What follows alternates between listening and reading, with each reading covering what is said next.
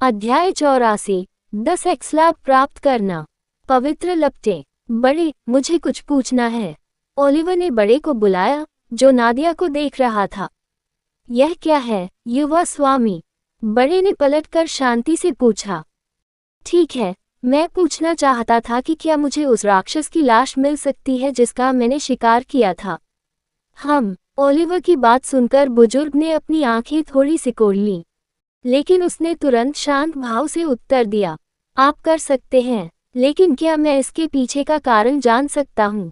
राक्षस की लाश भी इकट्ठा करने लायक नहीं है। ओह, ठीक है, मैं कुछ पैसे कमाने के लिए इसे बेचने की सोच रहा था, ओलिवर ने सरलता से उत्तर दिया। छिपाने के लिए कुछ भी नहीं था क्योंकि वे इसे किसी भी तरह से जान सकते थे। ये सुनकर कमरे में मौजूद सभी लोग दंग रह गए और फिर उनकी नज़र एक बार फिर उस युवक पर पड़ी। वे पहले ही भूल गए थे कि यह आदमी वास्तव में अलग थलग था, कबीले का उसके साथ न्यूनतम संपर्क था और उसके पास अधिकांश विशेषाधिकार नहीं थे जो अन्य युवा उत्तराधिकारियों के पास थे। तो स्वाभाविक रूप से इसमें उसे मिलने वाला मासिक खर्च भी शामिल था, जो कि न्यूनतम भी होना चाहिए। तीसरे स्थान का विजेता ओलिवर को दया की दृष्टि से देखने के अलावा कुछ नहीं कर सका। इतना ताकतवर इंसान और उसके साथ ऐसा व्यवहार किया जा रहा था। वह उसकी जगह पर खुद की कल्पना करके कांपने से खुद को नहीं रोक सकी। उसके परिवार ने हमेशा उसे संसाधनों और धन से नवाजा था, इसलिए उसे पैसे जैसी तुच्छ चीज की कभी परवाह नहीं करनी पड़ी। लेकिन ये देखकर कि वह इतना गरीब था कि वह कुछ पैसे पाने के लिए राक्षस की लाश को भी बेचना चाहता था, उसे हीन महसूस हुआ। यदि एक दिन उसे न्यूनतम धन के साथ जंगल में फेंक दिया गया, तो वह कैसे जीवित रहेगी? अपने परिवार के घर वापस लौटने के बाद उसने मानसिक रूप से खुद को और अधिक मितव्ययी होने का संकल्प लिया। जिन बुजुर्गों ने उसे सुना उनके चेहरे पर भी अजीब भाव थे। कबीले का एक युवा मालिक वास्तव में इतना गरीब था कि उसे बाजार में लाशें बेचकर गुजारा करना पड़ता था। अगर दूसरों ने इसके बारे में सुना, तो वे हंसी का पात्र बन जाएंगे। यह न केवल गर्व की बात थी बल्कि इस युवक ने जो ताकत दिखाई उसका सम्मान भी करना था। चाहे कुछ भी हो, उसमें निश्चित रूप से क्षमता थी। 2 उत्तराधिकारियों से लड़ने के बाद एक छोटे स्तर के राक्षस का शिकार करने में सक्षम होना उसकी उम्र के लिए कोई आसान उपलब्धि नहीं थी। उनके तर्क को सुनते समय मुख्य न्यायाधीश की अभिव्यक्ति थोड़ी सी भी नहीं लड़खड़ाई। उसकी कोई आवश्यकता नहीं है। अब से आपको कबीले के खजाने से धन आवंटित किया जाएगा। वह एक बुजुर्ग की ओर मुड़ा और हाथ हिलाया। उसकी धनराशि बढ़ाकर तीसरे भाई बहनों को प्रति माह मिलने वाली राशि से दोगुनी कर दे। साथ ही उसे सभी 6 वर्षों के लिए उस पैसे से मुआवजा दे जो उसे दूसरों की तुलना में कम मिला था। यह एक नेदेन से भी कम नहीं होना चाहिए। हाँ, बड़े साहब, दूसरे बुजुर्ग ने तुरंत अपने हाथ जोड़े और सिर हिलाया और तेजी से पैसे लेने के लिए चैम्बर से बाहर चला गया। चूंकि मुख्य न्यायाधीश ने यह आदेश दिया था, इसलिए इस पर आगे चर्चा करने की कोई जरूरत नहीं थी। ये सुनकर ओलिवर हैरान रह गया।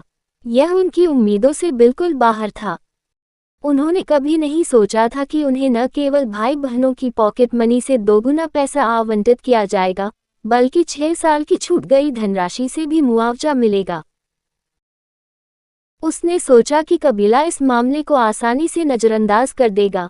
आमतौर पर उपन्यासों में, भले ही नायक अपनी शक्तियों का प्रदर्शन करता हो, फिर भी कबीला उसके साथ अच्छा व्यवहार नहीं करता है और इसके बजाय उसे नीचे लाने की कोशिश करता है। लेकिन ये पता चला कि उसका कबीला वास्तव में खड़ा था ताकत का सम्मान करने के अपने विश्वास पर दृढ़। दरअसल जेना से मिलने के बाद उनके पास पैसे या किसी चीज की कमी नहीं थी, उसके कार्ड में लाखों थे। बात सिर्फ इतनी थी कि वह एक गणनात्मक व्यक्ति था और उसे पिछले जन्म से ही पैसे बचाने की आदत थी। उनका हमेशा मानना था कि जितना अधिक पैसा उतना बेहतर। इसलिए राक्षस की लाश को बेचने का उनका निर्णय निश्चित रूप से पर्याप्त धन की कमी से प्रभावित नहीं था। उसे लगा कि यह एक छोटे स्तर के राक्षस की खाल बेचने का एक शानदार अवसर होगा। उसे यह उम्मीद नहीं थी कि दूसरे लोग उस पर दया करेंगे और ऐसा होगा।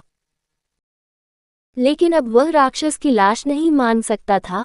अन्यथा यह मुख्य न्यायाधीश के प्रति अशिष्टता होगी जिसने उसे पहले ही बता दिया था कि इसकी कोई आवश्यकता नहीं है।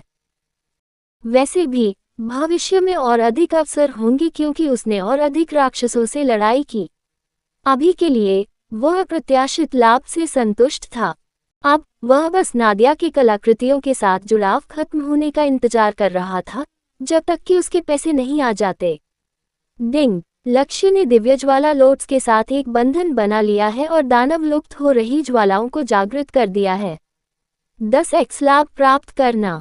मेजबान ने बुरे सपने की पवित्र ज्वाला प्राप्त कर ली है। उसी क्षण ओलिवर को अपने शरीर के अंदर एक गर्म एहसास महसूस हुआ, जैसे कि उसका पूरा शरीर धीरे धीरे हर पल गर्म और गर्म होता जा रहा था। गर्मी असहनीय होती जा रही थी, ऐसा लगा मानो उसे उबलते ज्वालामुखी में फेंक दिया गया हो। उसने धीरे धीरे सांस ली और छोड़ी। ध्यान अपनी ओर आकर्षित न करने की कोशिश की, लेकिन ध्यान केंद्रित करना कठिन हो गया। सौभाग्य से नादिया ने भी उसी समय प्रतिक्रिया व्यक्त की जब उसके शरीर से एक मजबूत एस्पेरा रिसने लगा, जिसने दूसरों का ध्यान आकर्षित किया। ओलिवर ने मौका लिया और चुपचाप कक्ष से बाहर निकल गया। झाड़ियों में जाते ही वह थोड़ा सा घबरा गया।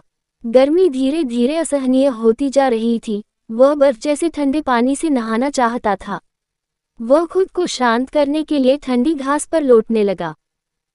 1 मिनट की हलचल के बाद भावना धीरे धीरे खत्म हो गई। उसने आलसे से आंखें खोली और हाथ आकाश की ओर बढ़ाया।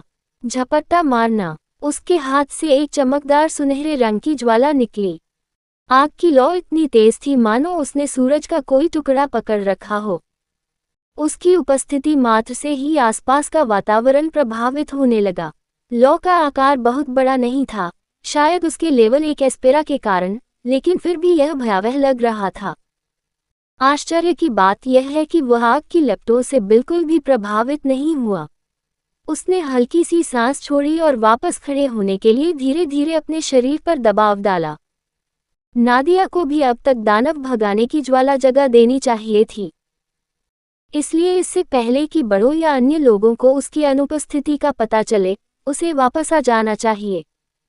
नादिया ने जो राक्षस सीलिंग लपटें जगाई थी, वे बहुत शक्तिशाली भूत प्रेत भगाने की लपटें थीं। ये ज्वालाएं राक्षसों के विरुद्ध अत्यधिक प्रभावशाली थीं। भूत भगाने का एकमात्र उद्देश्य राक्षसों को भगाना था और इन लपटों ने ठीक यही किया। उपन्यास में यह उल्लेख किया गया था कि युद्ध के दौरान वह सीधे अपनी आग से राक्षसों की बटालियनों को जलाकर राख करने में सक्षम थी। वह केवल कल्पना ही कर सकता था कि उसकी लपटें कितनी घातक होंगी।